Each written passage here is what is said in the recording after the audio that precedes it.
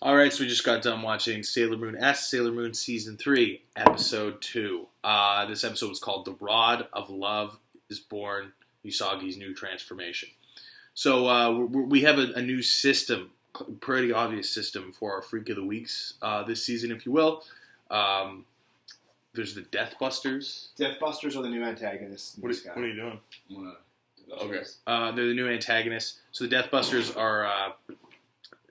They're the bad guys that are sort of made out of physical objects in tandem with the spirit of a daemon, which are sort of in these like celestial eggs, the daemon eggs, which is demon. It's a sort of, I don't know. It means demon.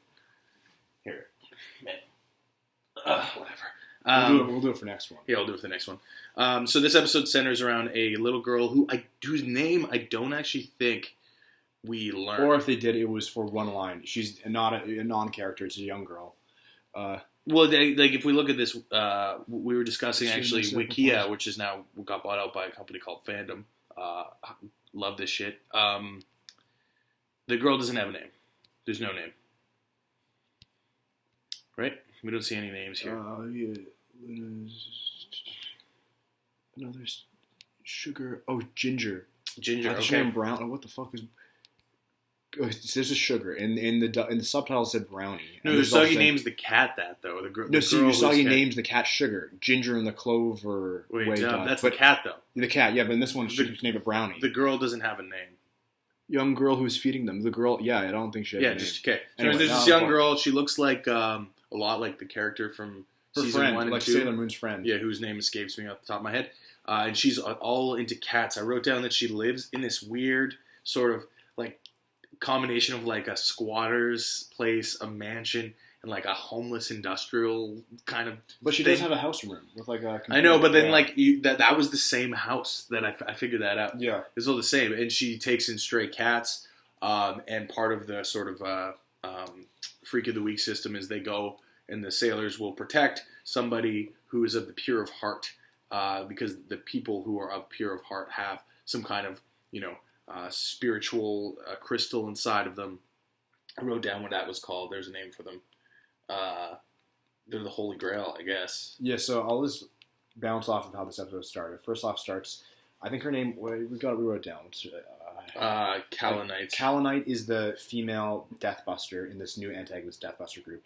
She's talking to the professor who keeps making these daimon eggs.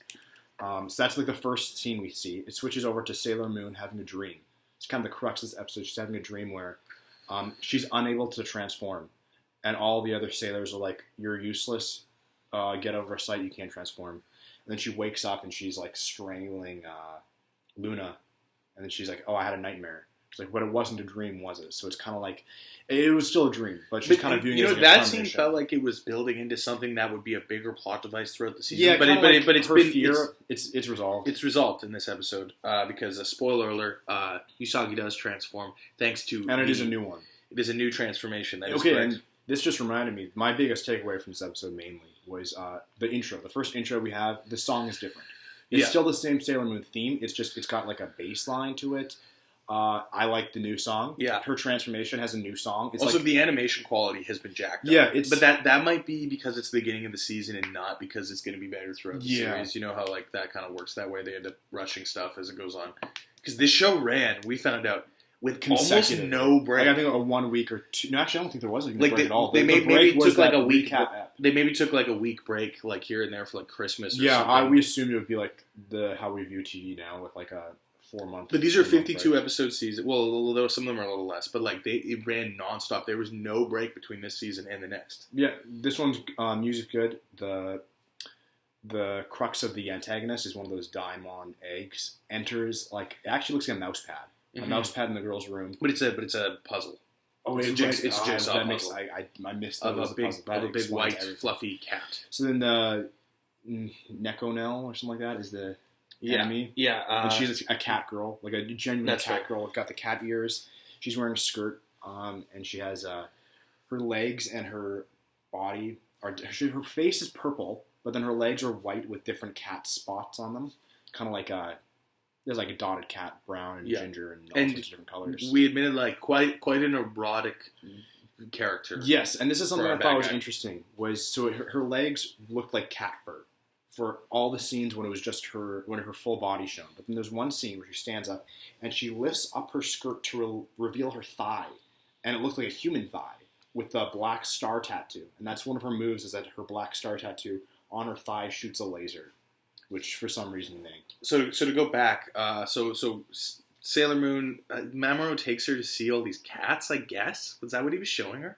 Yeah, she was all sad. So to take Usagi. Luna was like, "Oh well, I don't know. You can't transform. You got to talk to Mamoru because he'll help."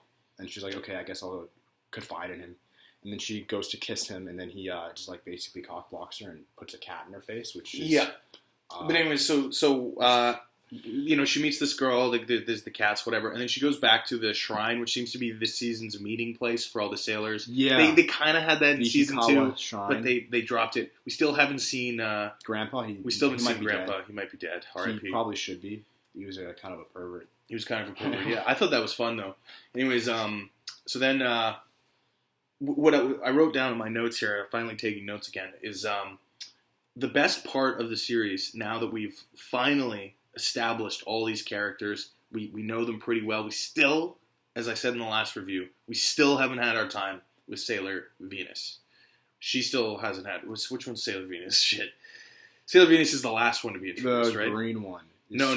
That's Jupiter. My bad. Sailor Venus is Sailor V. Sailor V. She's the older one. She's got the Love Me chain. She was the first Sailor. Yeah, Sailor she V intentionally looks a bit. Yeah, she's an echo of Sailor Moon. We were talking about this, and we actually went back and looked at her reviews, and we did have an episode of her, but it was pretty lame. It was when she was taking care of everyone because they were sick.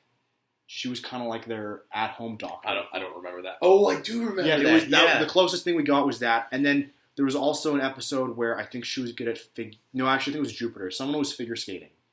That must have been Ami. You know what? That must have been Ami. No, it was one of the other ones that we didn't remember because we saw this in that last episode we watched, which was the recap episode. And we're like, oh, right. There was one where I think Jupiter was figure skating. Sailor V was like a nurse. It was kind of lame. Like, I mean, she didn't really do much other than Sailor Moon, figure skating. But anyways, the best part of the series is the female bonding. It's the bond Nothing between like that the girls. in... And there was only a little bit of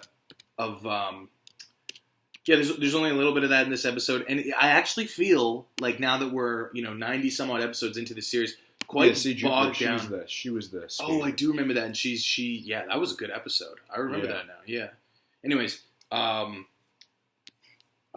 was. I want some of those episodes. I want like the girls go do something and something happens. Whereas this episode was Usagi finds our plot device, brings it to the girls. They all come together. And then Usagi has her own trouble in this episode, which has already been resolved. She can't transform. ED. Now she's got the super soldier sailor equivalent of ED. She's got and Mamoru was the Viagra. Dysfunction. I guess. Yeah, their love. They held. Yeah. So one thing I was thinking, I don't think we really have much else to say other than this. In my opinion. No, I have one more thing to say. I got one more thing, and then okay, you go first. The enemy. Nekonel or whatever. Yeah. She didn't do much for attacking, really. She didn't hurt them. She didn't have much strength, but she had a lot of... she would be a level 10 with defense. She was a defensive character. Every single attack they sent at her, she just deflected it. They couldn't do any damage to her, so like all the sailors did their a group attack, not including Sailor Moon. And it looks like they're going to destroy her. She doesn't take any damage, she just reflects it all. Mamoru shoots his little stick, his little rod at her. Yeah. And she actually catches it and breaks it.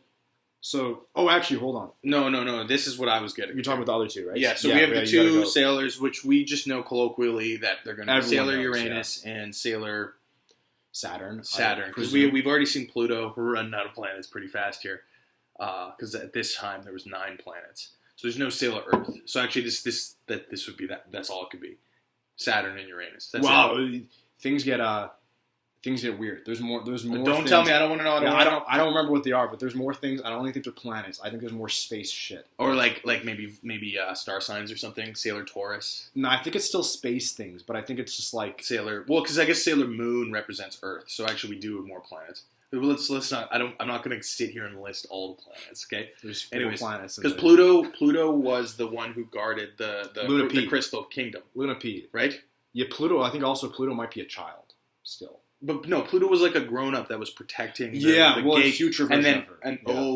Right. Because That's Pluto was in Luna P, and we saw Pluto from. Oh yeah, she's gone. Chibiusa's gone. I forgot about that. Yeah, but I think that'll. I don't know. Well, she'll be back. She'll be back. I think. Spoiler: she'll be back. Yeah. Anyways, so shit. Okay, so we have these two shadowy figures that show up and save the day. So we have two tiers. They showed up last time. We have two tiers of like additional guardians. So one of the tropes of the Freak of the Week episodes of Sailor Moon is that Mamoru Tuxedo Mask comes in and throws the thing. But now we have these two girls come in and save the day. But these girls said something that I thought was fascinating, which was they came in and they don't beat the villain, but they evaporate. Give them a moment of respite, I should say. Yeah. They evaporate the villain who falls into puzzle pieces, which I noted was quite a cool effect. Very visually satisfying to have this weird cat character fall into puzzle pieces as opposed to Smoke would be like your kind of classic thing, right? Falls into like puzzle pieces, but then comes back together. But they get the pure heart emblem thing out of it, but then the bad guy's still there to like fuck things up. And then Mamoru tries to, fails, and then Mamoru and Usagi come together, and Usagi saves the day. And there was actually one other thing with the new attack, which was the Moon Cosmic Power makeup, and the attack was Spiral Heart Moon Rod Moon Cosmic Power makeup, and then it was Spiral Heart Attack. Spiral Moon Heart Attack. Spiral Moon Heart Attack was the move, yeah. And there was another thing I noticed that was very bizarre. This is a very small animation note, but you'll see Usagi saves the day and like is like, wow, everything's great. Like we all fight together. This is great. And there's just this really poorly animated reaction shot of the four other sailors who are all totally washed out and fucked up and busted by Necolite or whatever.